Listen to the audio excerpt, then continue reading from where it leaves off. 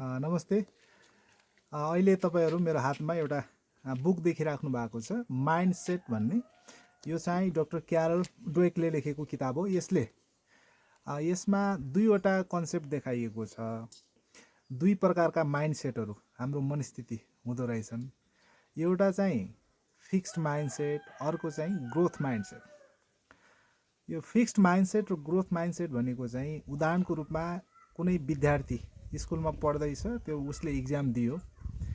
Exam दिइसके पछाडि एकजना pass भयो हैन, अर्को चाहिँ फेल भयो। फिक्स्ड माइन्डसेट वालाले के भन्छ त भने फेल भए पनि होइन, म फेल भए, म सक्ने रहेनछु, अब म छोड्दिन्छु भन्छ।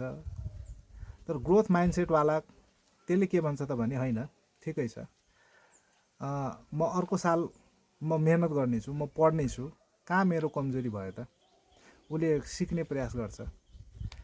हैन, यसरी चाहिँ दुईवटा माइन्डसेट, दुई तरिकाका माइन्डसेट हुन्छन्।